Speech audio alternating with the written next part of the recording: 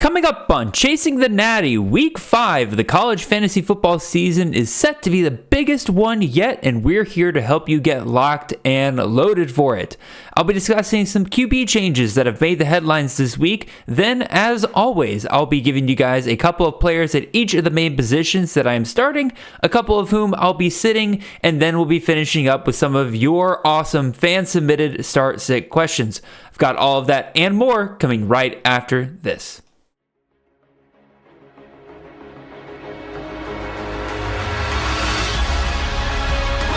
To go, breaks a tackle, he's 10, he's touchdown! Cook's gonna throw the deep ball, and Burton past the defense! Touchdown, Luther Burton! Milrow gonna run it again, got a lane, kicked in the turbo, Milrow! Goodbye, touchdown, Bama! This is Chasing the Natty, a college fantasy football podcast.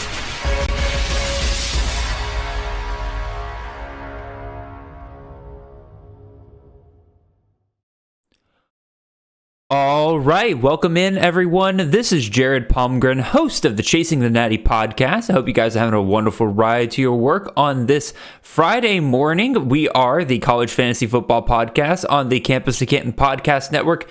You can find us on all of your podcast feeds and on YouTube every Monday and Wednesday morning during the season at 6 a.m. sharp. If you want to support the great work we're doing here, head on over to campustocanton.com, subscribe there with any of our extraordinary tiers. You'll find everything you need for your CFF, Devi, C2C, college IDPs, or what else we got? We got daily fantasy, DFS, that's the term I was looking for. We got college DFS, we got prize picks and stuff like that. So we got all of that, including articles, rankings, projections, tools, and even more than that. You can find me in the show on Twitter. I'm at CFF_Jared. The show is at Chasing the Natty. Once again, I appreciate all of you guys for tuning in.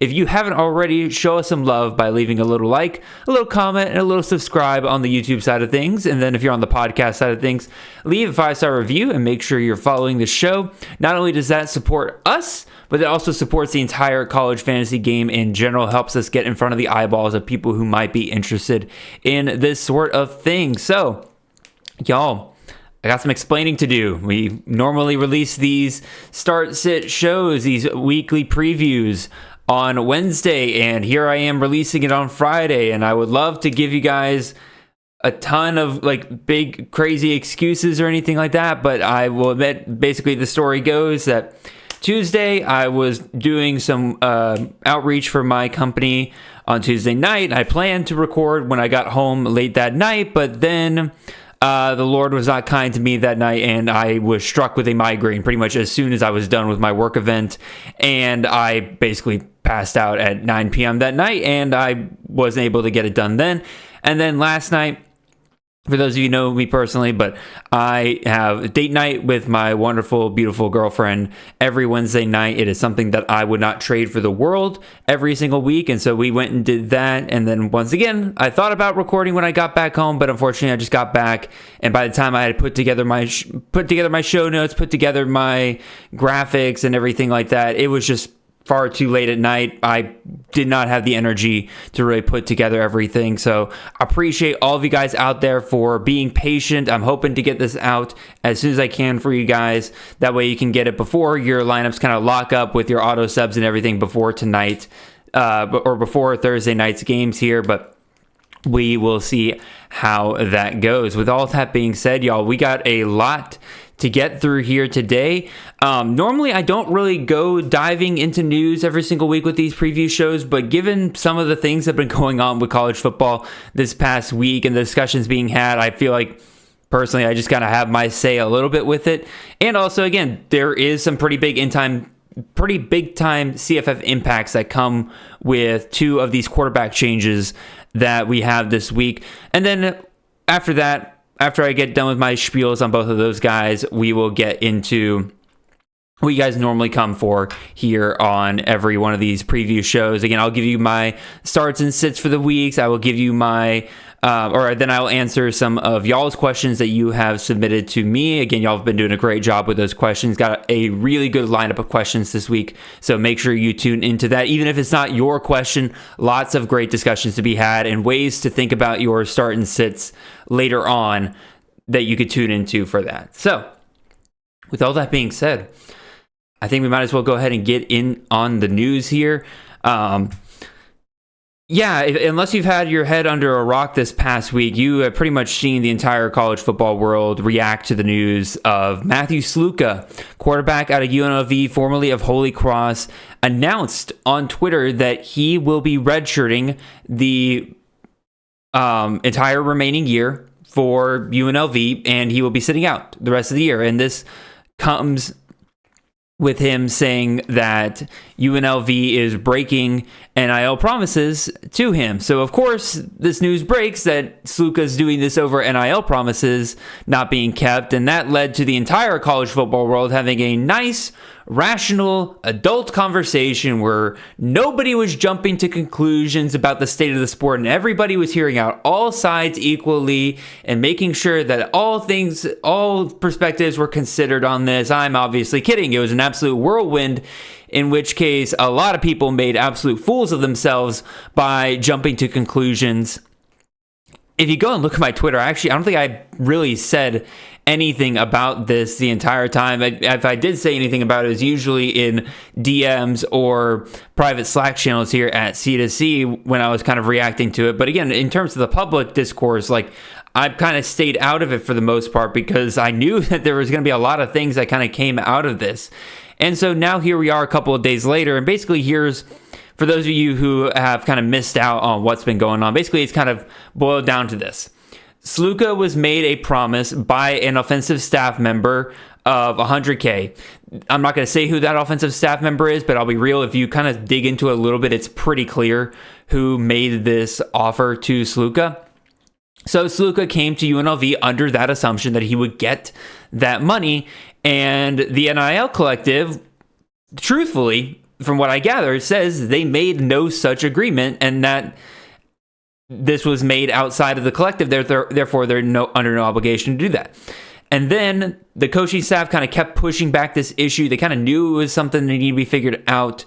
And then eventually, when the payments just aren't being made, Sluka brings it up to Odom. Odom tells him, just like the collective, that previous offer of $100K was offered by a staff member that was not him, and therefore isn't valid. And from the school side, and so basically that is the story from the Sluka camp. Basically, they were told they would get $100K for Sluka.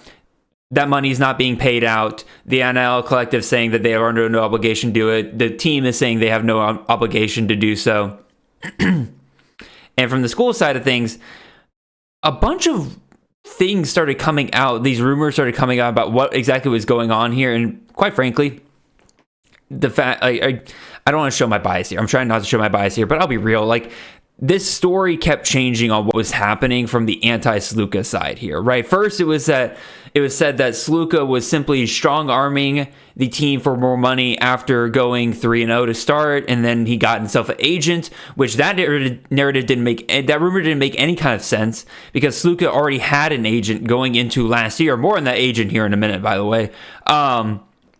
Then the story changed that another school, a Power 4 school in particular, offered Sluka to sit out the rest of the term with their own NIL deal, and Sluka then tried to turn that into strong-arming the team that way. But that also that rumor doesn't really make any sense either because Sluka straight up is not a good quarterback. That's one thing I got really wrong this offseason was I was convinced that Sluka was held back by his system at Holy Cross. It was not him that was limited as a passer. Well, here we are 3 games later. He is sub 45% completion percentage and he has looked atrocious throwing the ball. I don't see a Power 4 school looking at what Sluka's done over the last 3 games and saying, that's the dude. That's the guy that I need to go and completely flip this program on its head in order to bag for next year. A guy that did well at Holy Cross, don't get me wrong, but he's not the reason why UNLV is at the point they're at in the season. Right? So again, that narrative that rumor didn't really make any sense.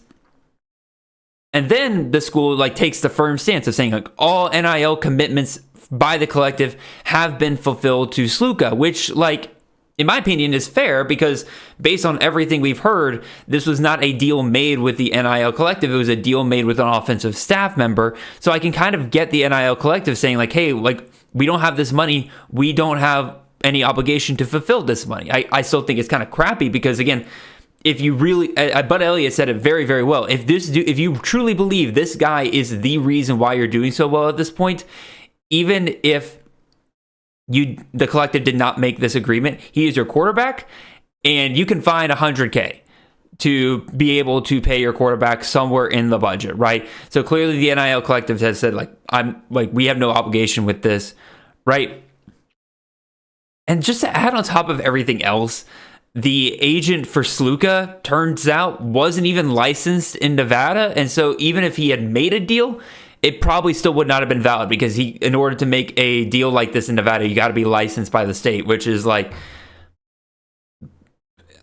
basically this boils down to, in my opinion, like here are the main villains of the story. And by the way, neither Sluka nor I would even say Odom is really included here, outside of the fact that I don't really get how Odom thought that there wasn't any NIL deal for Sluka. Did he really think that like Sluka was just going to play for UNLV for free? Right? I don't get that part. But even so, I think Odom at the end of the day is mostly okay here. And Sluka to me, I think is very okay.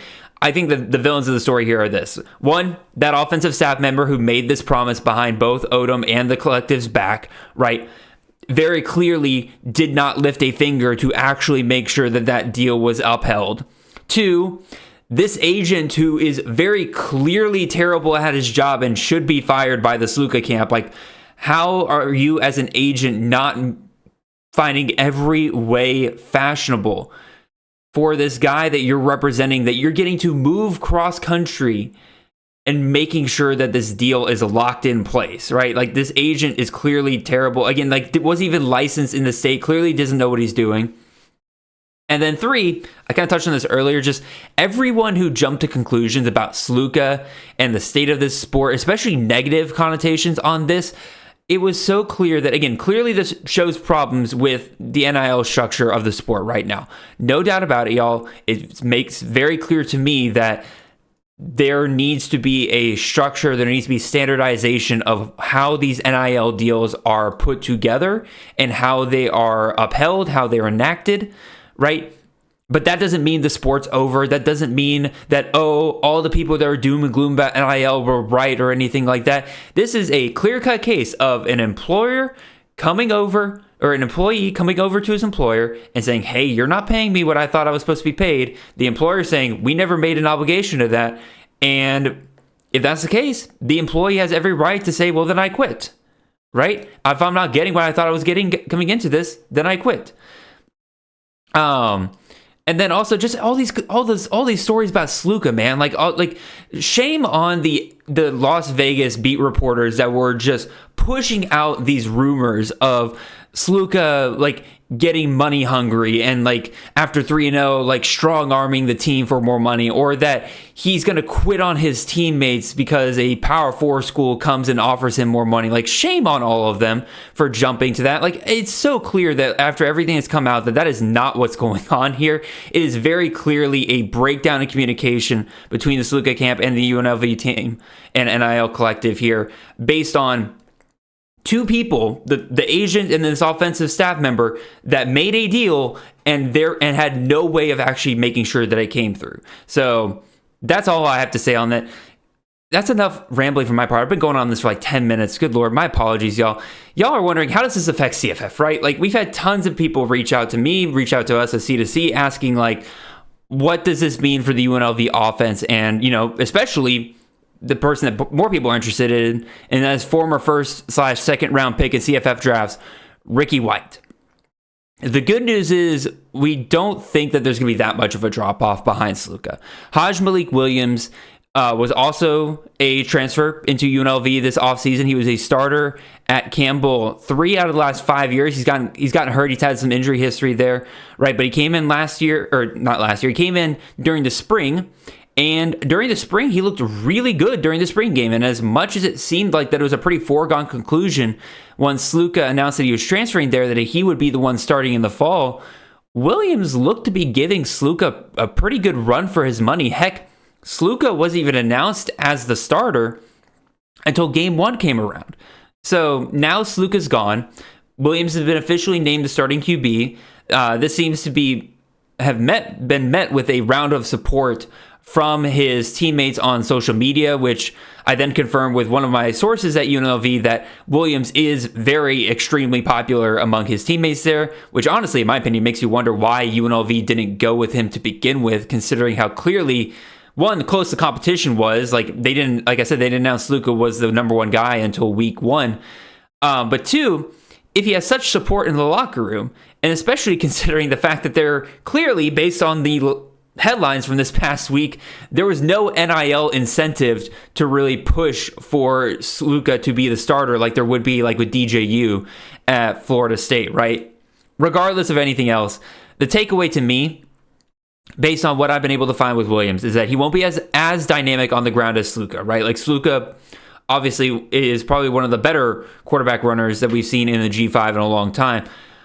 But Williams can still clearly run, right? The last 2 years as a starter for Campbell, he's had 250 plus on the ground, 5 touchdowns on the ground each of his last 2 years. And in the first year that he played for Campbell, he had 151 carries for 664 yards and 9 touchdowns there. Now, clearly that was back in 2019. That was 5+ years ago. And so we haven't seen another season like that since then from Williams. So that tells me either that was a fluke or he got injured the next 2 years. The next 2 years he had about half the stats, and clearly he's just not quite the same as a runner since then, but he can still clearly run. He can still kind of add that dynamic to this offense still. But even more relevant for CFF, Williams is a more consistent passer than Sluka, which is going to help out Ricky White quite a bit and should let this team throw for more than 18 attempts in a game. If they're getting back to 25 attempts per game, and Ricky White is still kind of sitting there with 35-40% of the target share of this offense, we'll get quickly back to Ricky White getting back to where he was last season. If you don't believe that, if you don't think that's going to happen, you think that they're going to still try to fit Williams into that same role, I would try to sell Ricky White like right now, because this feels like the peak. If that's the route things go, right, where Williams just isn't that catalyst that we need to get Ricky White back on track compared to where he was last year, this is the highest value you're going to get on Ricky White moving forward. So that's only if you believe that that's what's going to happen. I personally think that this is going to help Ricky White out a ton.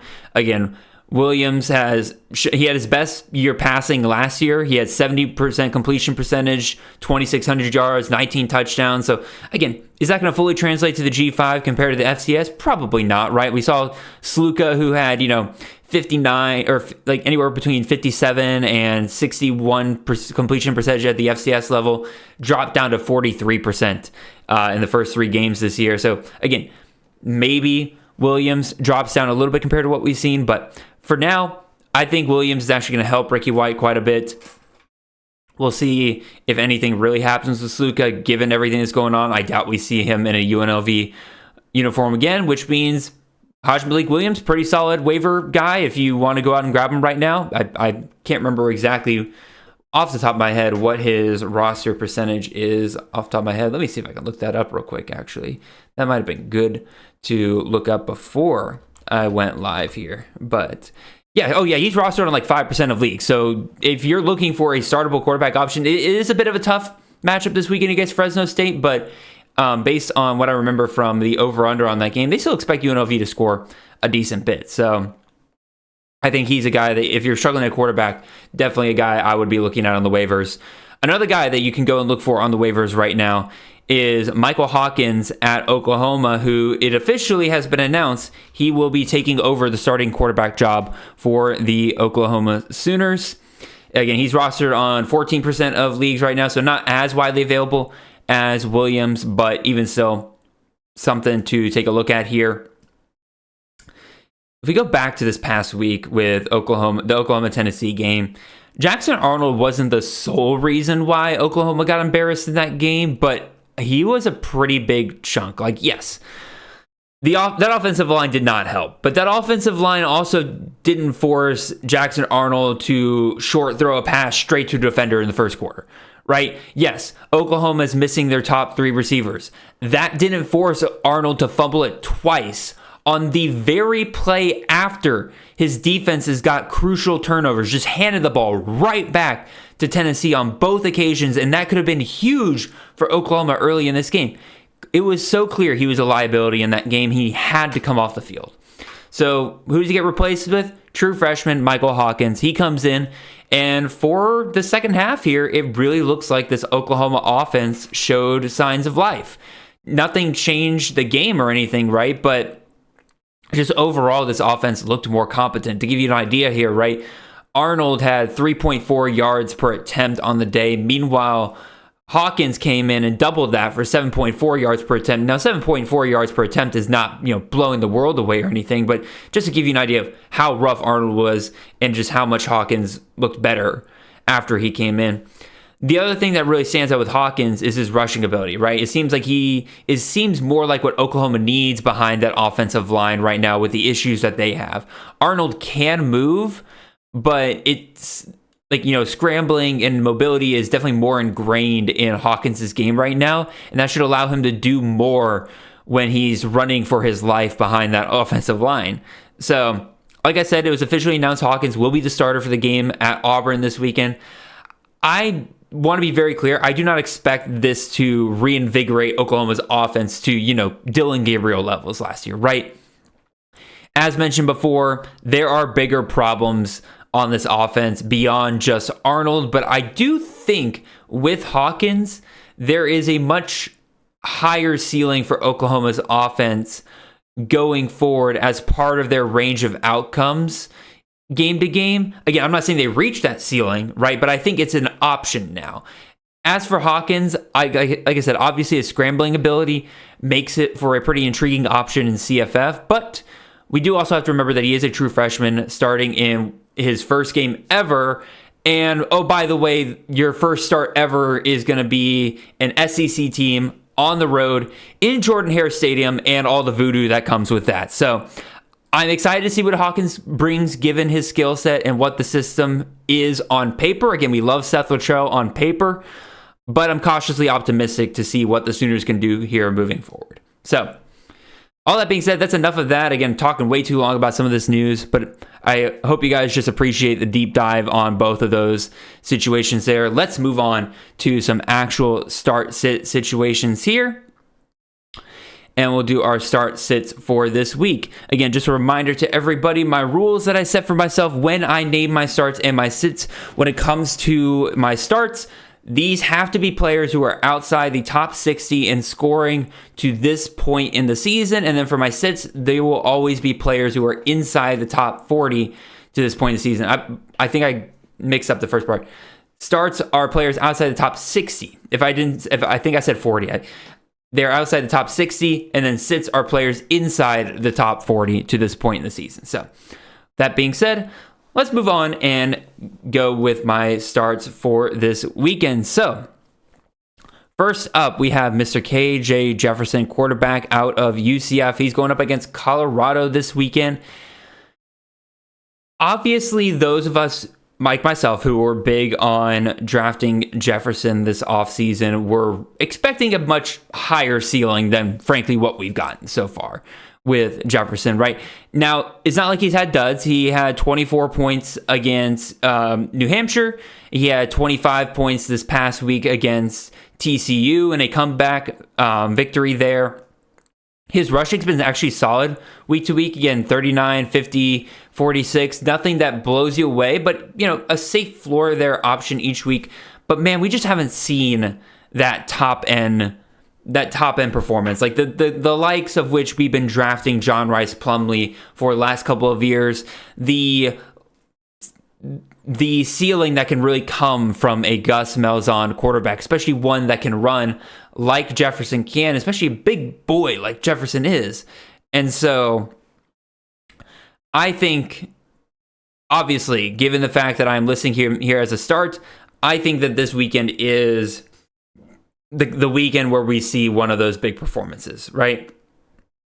As I mentioned, he hasn't really broken higher than 26 fantasy points in a 4-point passing format. If we look at Colorado's defense, they're labeled as the 39th best pass defense in the country. They're labeled as the 69th best rushing defense. Far cry from the atrociousness from last year. So this is not me just picking on Colorado's defense. I do think, however, that there are some things that are kind of skewing Colorado's results to this point in the season, right? Colorado's defense, again, labeled as 39th best passing defense in the country. They're that average is heavily brought down by the fact that they face Colorado State, who is 118th in their passing game this year, and Baylor, who's 104th. So they face two bottom 30 passing offenses, and that's allowed them to really kind of get away with some of their other stuff. So I do think that Jefferson and this passing game, especially Kobe Hudson, should be able to find some nice success in this game. The other thing is that when I look at Colorado's defense, again, I mentioned that they're 69th best in rushing defense. Their D does seem to be susceptible to one thing in particular, and that is rushing quarterbacks. Guess what? KJ Jefferson's that.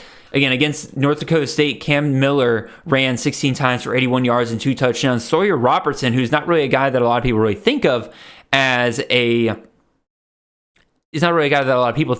rushing quarterback. 9 carries, for 82 yards and a touchdown in that game. In addition to everything else, again, I'm going a little long on this one. I promise some of the other ones will be a little bit quicker. But if you just look at the over-under on this game, if you look at the spread here, it favors KJ Jefferson being able to score quite a bit in addition to RJ Harvey, right? Because over-under is 64.5, one of the highest on the weekends.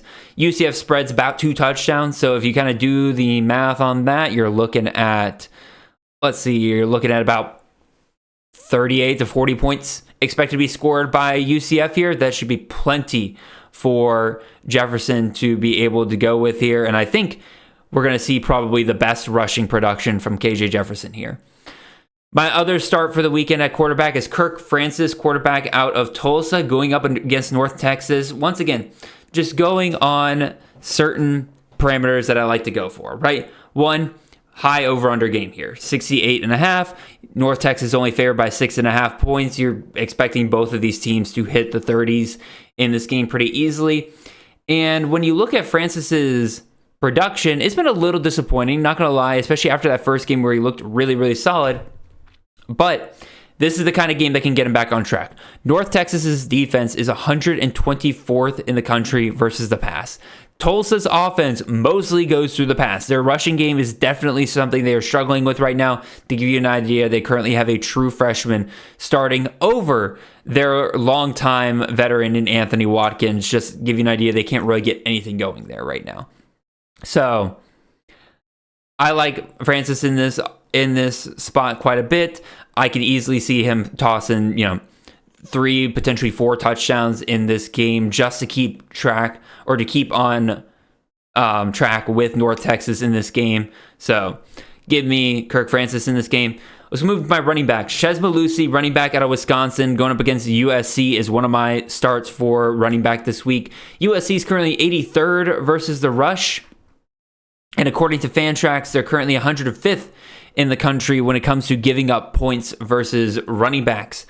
The thing that really encourages me about Mellusi being able to do well this week, and one, again, we're still not entirely sure what the status of Tolly Walker is. Without him, Mellusi is, their clear number 1 back for the Badgers.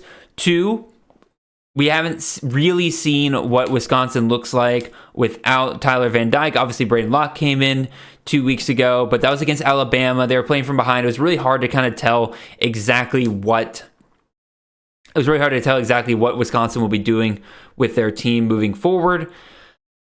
And so I do think that is another thing that's going to benefit Mellusi when you got a younger quarterback back there, a backup guy, probably going to get Mellusi the ball quite a bit, especially against a defense that clearly gives up some to the run. Speaking of which, the matchup against Michigan last week really sold me on the fact that I really think Malusi can have a really nice day here. Kalel Mullings ran for 17 carries, for 159 yards and 2 touchdowns. That's great, especially considering the fact that, oh, by the way, Donovan Edwards also had his best day on the year, clear by far, with 14 carries to 74 yards and a touchdown. My other point being here that all Michigan could do last week was run. They literally can't pass the ball. They ended the day with 32 yards passing last week. USC knew that, and they still couldn't stop Michigan, right? So Wisconsin, obviously not the world beater that Michigan is on the run game or anything like that, but regardless, I think that Malusi can easily hit a very similar line against USC this week, especially if USC's defense is completely tired out from how much they were on the field last week versus Michigan. So I like Malusi a lot this week. Next one up here is Terrion Stewart, running back out of Bowling Green. He's going up against Old Dominion this week. I debated back and forth whether or not this really counted, but technically, again, in total points, he's outside the top 60. And also, too, like, I think people might be still a little hesitant, right, to play him, right? Because the 2 times we've seen him this year have been one against Fordham, where he had 14 carries, 161 yards, and 3 touchdowns. And then he had 13 carries versus Texas A&M. One of those is a game where Bowling Green absolutely blew out their opponent, and one game was a game where Bowling Green was playing from behind against Texas A&M the whole time, and we're just outmatched outside of, Harold Fannin just doing Harold Fannin things. So this weekend against Old Dominion is the first time we really get a chance to really see what Bowling Green's going to really look like down the stretch. I think that Stewart is going to be a huge part of this game, right? Even if he does only get his 15 carries, which I personally think he'd get upwards of 20 in this game, given the fact that, again, the game script's going to help him quite a bit here. Old Dominion is 109th versus the rush so far and 116th versus running backs according to Fantrax here. Stewart's had some time to rejuvenate. He missed most of the 2 hardest games for Bowling Green. He's not going to get banged up from, Penn State or really a ton of work against Texas A&M or anything like that. He gets Old Dominion this week. It'll be a huge breath of fresh air for him. Again, this over-under total is in the 50s. Bowling Green's favored by about 10. So, again, you're looking at, Bowling Green expected to be hitting about 30 points in this game. I wouldn't be surprised if Stewart finishes with 2 of those touchdowns in that scenario. So I like Stewart a lot this weekend. At wide receiver, got to go with my boy Josh Meredith out of Wazoo, going up against Boise State. This is another one that I could have probably put on the waiver list this weekend because, again, I kind of bent my rules a little bit and went above 30% on some guys. But Meredith is really starting to find his footing a little bit here. It's a bit of a rough start here, but the last 2 weeks have been especially encouraging. And he's still available in quite a few leagues. Again, rostered on 36% of rosters right now. I think you can go and grab him in a lot of places because based on what we saw the last 2 weeks, one against Washington, one against San Jose State here, Meredith's clearly becoming one of Mateer's favorite targets here. 7 targets, 7 catches, 111 yards and a touchdown versus Washington. And then 8 targets, 5 receptions, 89 yards and a touchdown versus San Jose State. Not quite that ceiling play that we've seen before with some of Ben Arbuckle's slots before, but I think he's getting there, and I think this offense is clearly one of the better ones out west right now. Again, clearly Mateer is just on fire with himself right now, and so I think Meredith going to get up against Boise State this weekend, a game, by the way, where Boise State's favored by only a touchdown, and the total is 63.5. Both of these teams are expected to score in this game. It's my personal favorite game of the weekend outside of my obvious Dogs versus Bama this weekend, but I'm personally looking forward to that game finishing up and then immediately being able to switch over to this Washington State-Boise State game. So looking forward to that, and I think Meredith's going to do great. Last 2 wide receivers I'm going to throw here at the same time because mostly I'm just going to say I'm going to start my Wake Forest wide receivers wherever I got them. Taylor Morin and Donovan Green are the 2 that I'm really looking at here. They get Louisiana this weekend. Over-under, and the spread on this game surprises me a little bit. Again, over-under 60.5. Wake Forest only favored by 3.5 points this week. It's not like Louisiana is a very big juggernaut here at all.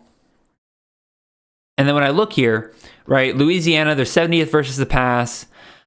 I think that's even a little suspect because their first two opponents were Grambling and then Kennesaw State, who just came out of the FCS.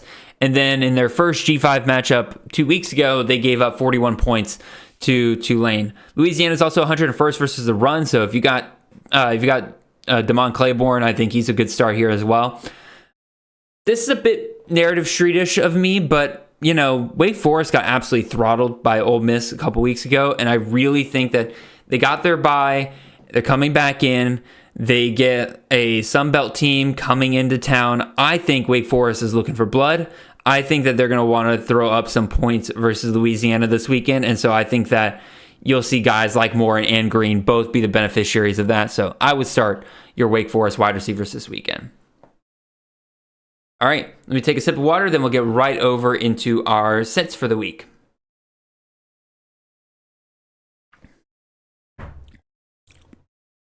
All right, let's look at our sits here.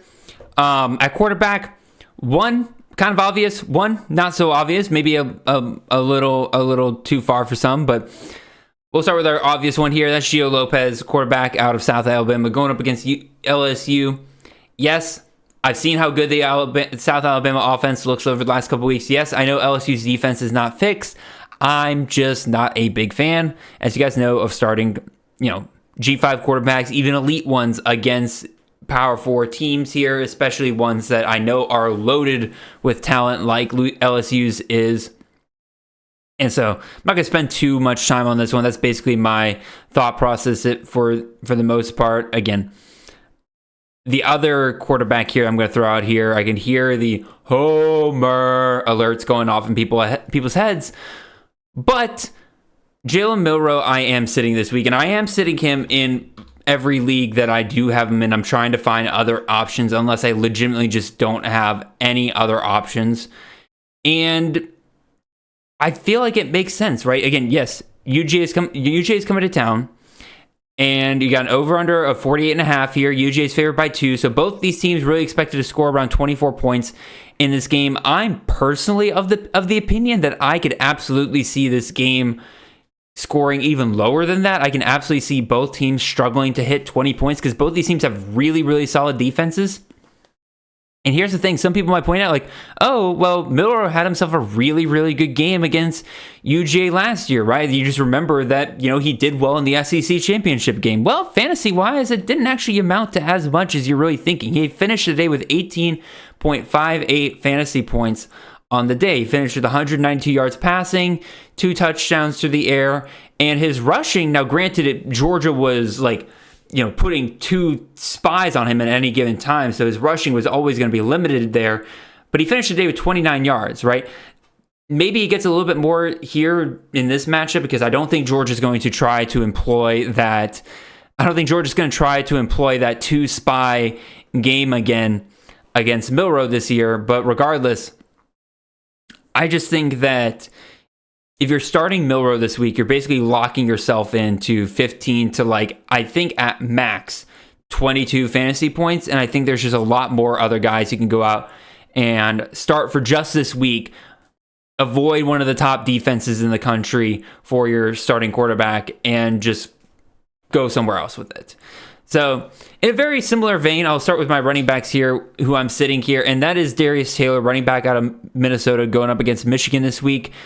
Darius Taylor is back, and it is great. He was phenomenal against Nevada. Again, 11 carries, 124 yards, and 2 touchdowns. Also caught 5 catches for 37 yards and a touchdown that game. Just on fire, vintage Darius Taylor in that Nevada game. This past week against Iowa, not so great. Again, we only saw him go for 34 yards on the ground, 13 yards to the air, and finishing the day with 47 yards total. That's obviously not great, but what is even more concerning, in my opinion, is the fact that he only got 10 carries again. And so that tells me that the staff is not fully ready. Because, I can understand only 11 carries versus Nevada. You're popping off 11 yards per carry. You finish the day with 124 yards. Yeah, you get less work because you're just doing more with what carries you're getting. Versus Iowa, he's only popping off 3.4 yards per carry, and they just weren't feeding him nearly as much. That tells me the staff isn't fully bought into the idea that Darius Taylor's fully back. Now, granted, there might have been some game script issues there. He did get 6 targets, only caught 2 of them. But you get Michigan coming in here, right? Top 10 in rushing defense. Iowa's very similar vein. Total of 35.5 in this game. I just think that this is one of those games where Darius Taylor is not going to be what you want him to be. And so I would move off of him for this week, try to find some other options at running back unless you cannot at all. And then my other running back that I'm sitting for this week is my man, Quali Conley, running back out of Arizona, going up against Utah.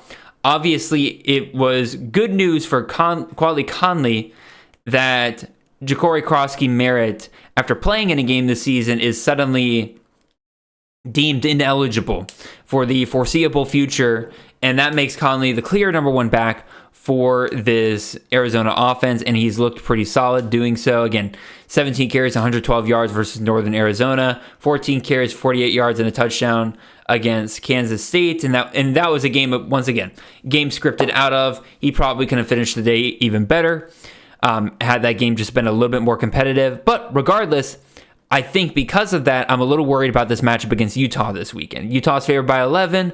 Total is 47.5, so they're not expecting Arizona to put up a ton of points here. And in addition, Utah has the 22nd rushing defense so far this year, and I think that's good enough to really hold Conley down for a lower end performance on his route. So I'm sitting Quali Conley wherever I can this week and trying to find some better options. My 2 receivers are 2 guys that, one is a guy that I like in Denzel Boston, wide receiver out of Washington. He's going up against Rutgers this weekend. Once again, low over-under game here at 44.5. Rutgers favored by 2.5. So both teams kind of expected to hit that 20, 24-point range. My Rutgers is currently the 18th best passing defense in the country. And here's the other thing. This is something I'm going to start pointing out to more and more, especially get to the midway point of the season. Boston currently has 5 touchdowns in 4 games on only 287 yards of production. 2 of these games have had 2 touchdowns in both of them. Like I said, this is a part of the year where you can start looking for some regression candidates going forward in CFF, right? So like on average, we've done the math before, and on average, you can expect a touchdown every 100 to 115 yards of receiving production from receivers.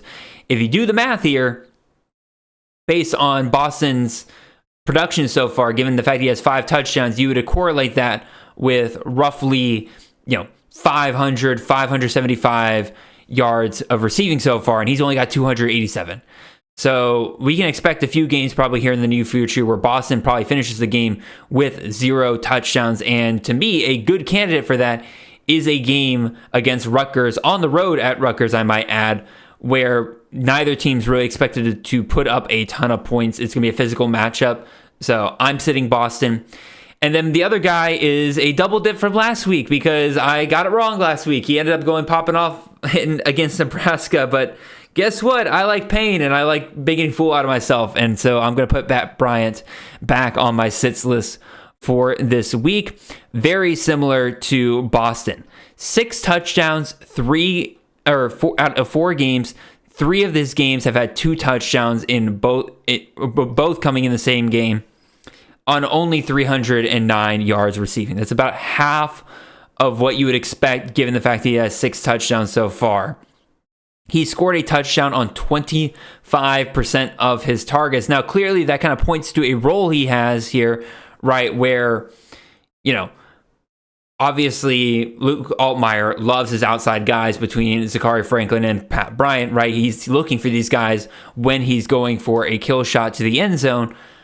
But like I said, 25% of his targets resulting in touchdowns is simply not sustainable, especially when Zachary Franklin has more targets than Pat Bryant to this point in the year, but he has 0 touchdowns. Pat Bryant has 6 touchdowns on 24 targets.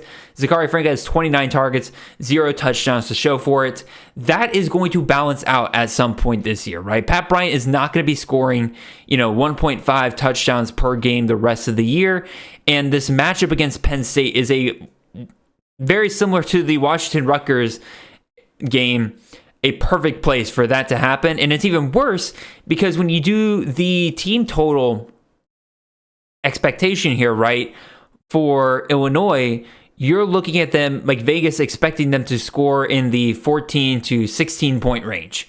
So 2 touchdowns on the day. When you got backs back there, when Zachary Franklin still needs to get his and Altmaier can run him in some, I really think that Pat Bryant is very unlikely to get the day that you really want out of him. And if he doesn't get those touchdowns, his production is not going to be the thing that really helps you overcome those lack of touchdowns, right? Because like if I look at what he has done without those touchdowns, he has games of 63, 70, 102, 74. So like solid, right? But nothing that you would look at the end of your day and be like, well, at least I got 10 points out of him. I think that this is a game where he's going to struggle. Wouldn't be surprised if he hits his lowest receiving yardage on the day against Penn State. So yes. Last but not least, let's head over to our fan-submitted start-sit questions. You guys, once again, I have to give you guys credit for the awesome questions that you guys have been sending over to us. There are some really, really good ones for this week. So we will start with Mr. A Wood Sports at A Wood Sports on Twitter. He gives us a quarterback question here. He is asking us to decide between Dylan Gabriel, quarterback out of Oregon, going up against UCLA, or we can go Kyle McCord, quarterback out of Syracuse, going up against Holy Cross, or we can go with JC French, quarterback out of Georgia Southern, going up against Georgia State. So my immediate thought process when looking at quarterback situations like this, which by the way, this is a 6-point passing touchdown league. So when I see 6-point passing touchdown league, I don't fully get rid of the rushing side of the quarterbacks, right? Because that still provides a pretty safe floor. Those rushing yards still count a heck of a lot more than the passing yardage do, even though the touchdowns are worth the same. But obviously less important, the first thing I go to is looking for these passing matchups, right?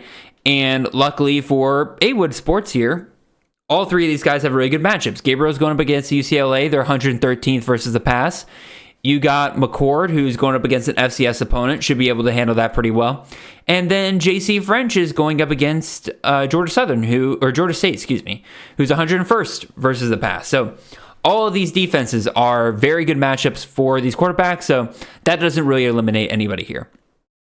The next thing I'm looking at here is I know that all of these guys have roughly the same, like I said, with the matchups all roughly being the same. I wanted to see who really gave me more opportunities per game to get points out of them, right? And so for that, I went to completions per game. And so when you look over the last couple of games, Gabriel's at 29.33 completions per game, McCord's at 28.67 completions per game, and then JC French is at 22 completions per game.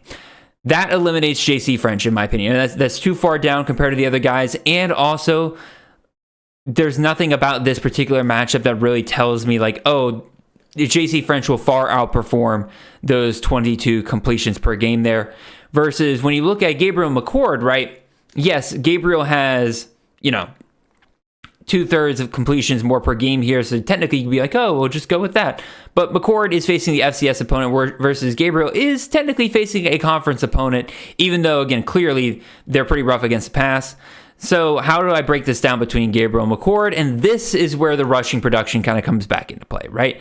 I'm going to still lean Gabriel of these two just because of that rushing upside. Yes, I know, like I said, it's a 6-point passing TD league, but that rushing floor can still be very nice.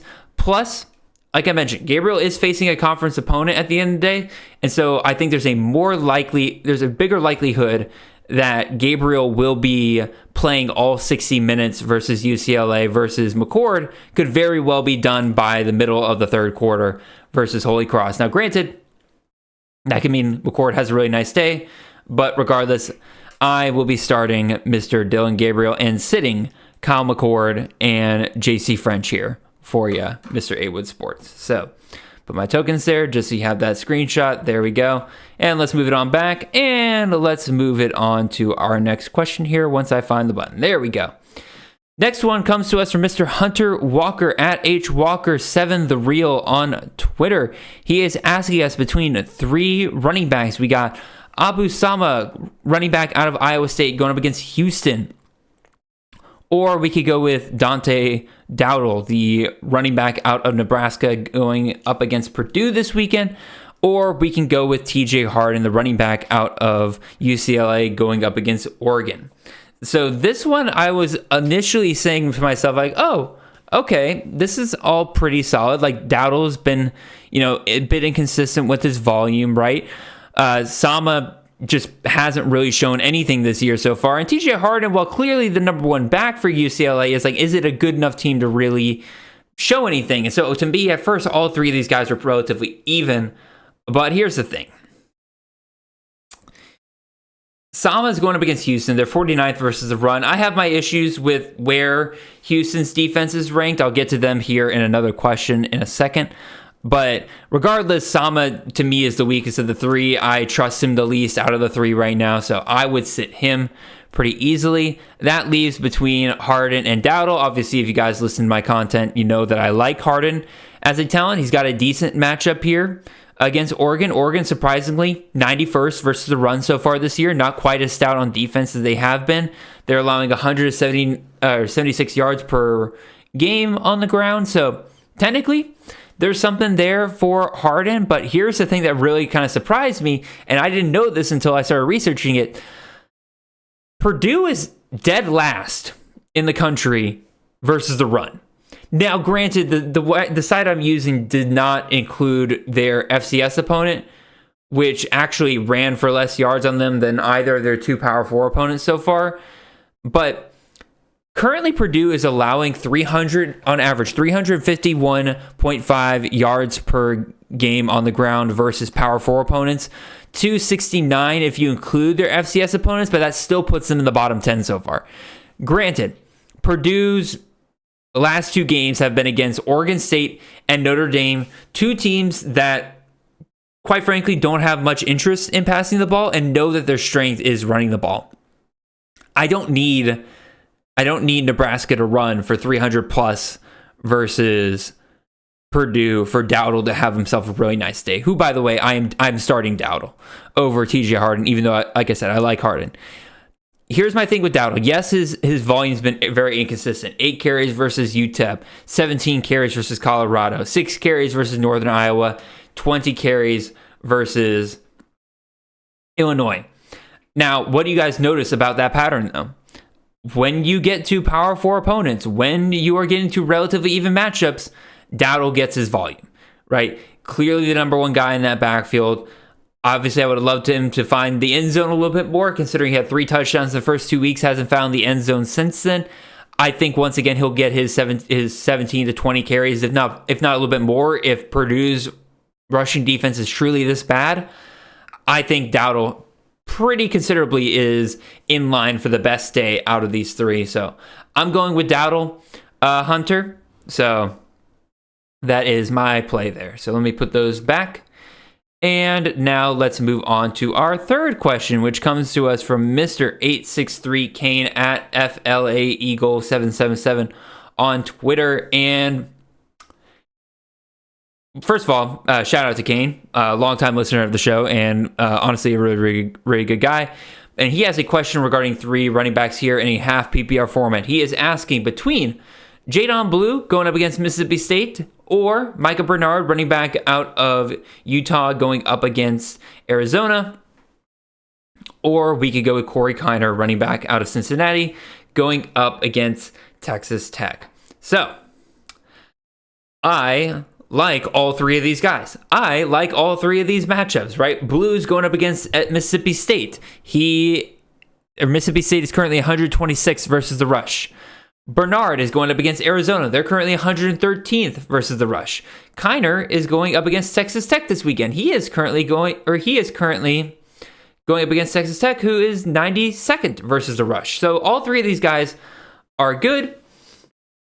Bernard and Kiner, we know for a fact, are solid volume plays each and every week to this point, now that they're fully in conference play. Once they're in competitive games, Bernard and Kiner are the 2 guys that they're feeding. But here's the thing. Blue, first of all, it was super weird last week because like they said that like Blue was a game time decision, and then everybody, including myself, was thinking like there's no way that if he's really that close, they're gonna risk him versus UL Monroe. Not only did they risk him versus UL Monroe, but they ran him 25 times, which is the most they've done ever, for 124 yards and 3 touchdowns on the day. Oh, by the way, he caught another ball for another touchdown. He had 4 touchdowns on the day. So I don't know why they felt the need to just let Blue explode against UNL Monroe, but it's now throwing a wrench in this, right? Because based on what we saw against Colorado State, based on what we saw against Michigan, right, I was starting to feel like I had a grasp on what Blue was going to be for Texas this year, and that was not quite, the Steve Sarkisian RB1 of years past, and that they were going to go a bit more committee this year to everybody's surprise. But lo and behold, Blue comes out and absolutely destroys UL Monroe and has this nice, tasty matchup against Mississippi State here. One, buddy, I really think, are you sure there's not a way you can start all 3 of these guys? But 2, I'm going to have to go with gut here. And I love Blue. I love the ceiling here. I think he's the one out of these 3 that's the most like range of outcomes, because who knows if the first 2 weeks were a fluke for Blue or if last week was a fluke for Blue. Even though I love the matchup here, I'll probably put him in 3rd place right now. Versus Kiner and Bernard, we know their roles a little bit more. We know exactly what they're going to do. I'm going to go with Bernard. 1, because of the matchup. 1, I think the matchup versus Arizona is just a little bit juicier. But also 2, Bernard's like floor had ever since Rising went down, and ever since they got out of that first game against Southern Utah, excuse me, his floor has basically been 100 yards every single week. Right, and he's clearly the main guy that they're relying on in Rising's absence. Maybe that changes if Rising comes back this week, but for right now, I think Bernard might be the safest play of these 3 guys. But like I said, double check to make sure there's not a way you can't get all 3 of these guys in there. I would honestly think that like a fun way to go about this is like you start Bernard as a safe play and you shoot for the moon with Blue there, right? Let him be your power hitter for a grand slam weekend. So that's my thought, but I'd still say of these 3, I'll be starting Micah Bernard. So let's move these back and let us move on to our 4th question of the day. It comes to us from Julian at J.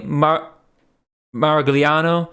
On Twitter, he is asking us to choose between Jalen Knoll, wide receiver out of Iowa State, going up against Houston this weekend, or Ryan Williams, wide receiver out of Alabama, going up against Georgia. Or we can go with Alec Iomenor, wide receiver out of Stanford, going up against Clemson. On paper, all 3 of these matchups suck. Houston seems like they've had a good defense so far. Georgia obviously is a good defense every year. Clemson, same way, right? Georgia and Clemson just have elite defenses every year with the talent that they bring in, right?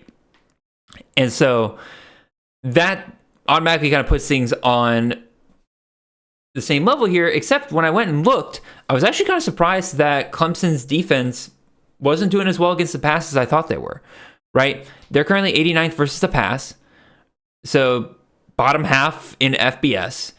And so granted, again, they faced Georgia. Georgia did a decent job against them week 1. Appalachian State's been playing from behind, so maybe that kind of knocks Clemson down a little bit there against the pass. But regardless, that leaves the door open, in my opinion, for Stanford, as bad as I think they are, and I do think they're bad, and Clemson is favored by 21 in this game for a good reason. Stanford will be playing from behind in this game, and I do think that there is a possibility of them finding the end zone more than once, which very much impacts Mr. Iomenor. I think he has himself a pretty solid game here, at least compared to the other 2 guys here. So I will be starting Iomenor, but this is a start 2 question. I probably should have mentioned that. And so that makes me decide between Jalen Knoll and Ryan Williams. And when it comes down to that, I am sitting Ryan Williams and I'm starting Noel. And once again, I hear the homer alerts going off in people's minds. But here's the thing, right? There's actual numbers behind this decision. And I kind of teased it before where, again, even though Houston is written down as rated as 20th versus the pass, let's take a look at exactly who Houston's defense has faced so far against the pass, right? You got UNLV, who's 128th in the passing game. Oklahoma, who is outside the top 100. Rice, who's outside the top 90. And then the most recent team they have faced was Cincinnati, who is 56th versus the pass, and they threw for 213 on them. Not exactly blowing you away or anything like that, but regardless, like very clearly a team with a competent passing game is going to be able to pass on Houston's defense pretty easily. And quite frankly, we probably would have seen Cincinnati throw for even more on Houston if Houston wanted to put up a competitive game versus Cincinnati last week, instead of having the game script get completely out of Cincinnati's hand and them just run the ball for pretty much the entire second half. So basically, I'm calling Houston's defense on paper frauds. And I think that Noel has himself a really nice chance for a nice weekend here. In his 2 games that were remotely competitive, we saw him get 8 targets, 8 catches, 135 yards, and a touchdown versus North Dakota.